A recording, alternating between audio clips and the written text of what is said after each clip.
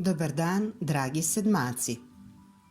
Danas ćemo učiti rečenični akcent. Učenje akcenata je veliki izazov. Potrebno je znati, prepoznati, obilježiti, pročitati i izgovoriti akcent. Hajde da vidimo šta smo do sada naučili. Akcent drugačije zovemo naglasak. Akcent je naglašeni slog u jednoj riječi.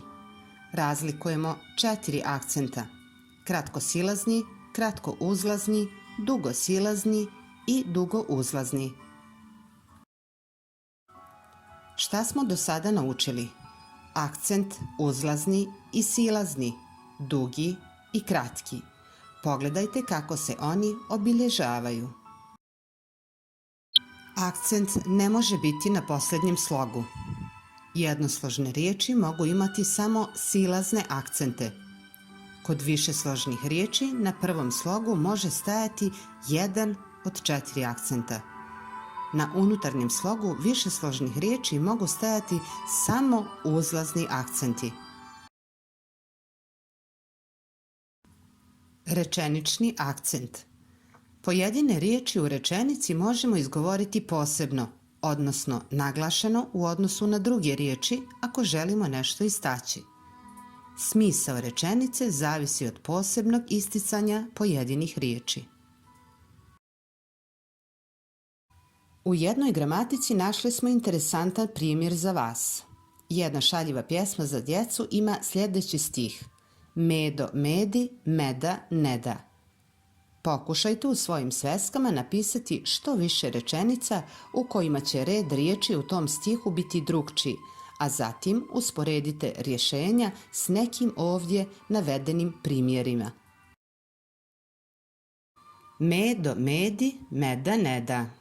Medo, meda, medi, neda. Medo, neda, medi, meda. Medo, neda, meda, medi. Medi, medo, meda, neda. Medi, meda, medo, neda.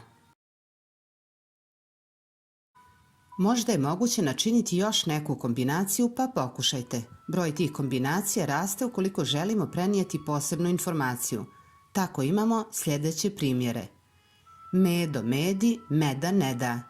Medo, a ne neko drugi. Medo, medi, meda, neda. Medi, a ne nekom drugom. Medo, medi, meda, neda. Meda, a ne nešto drugo. Medo, medi, meda, neda. Neda, suprotnost od da. Jesu li iste sljedeće rečenice? Medo, medi, meda, neda. Medo, medi, meda, neda.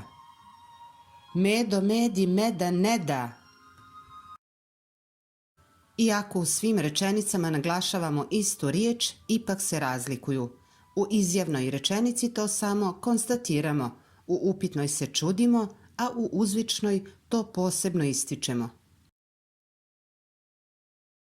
Upamtite, rečenični akcent je naglašavanje pojedinih riječi u rečenici neovisno o njihovom redoslijedu. Draga djeco, hvala vam na pažnji.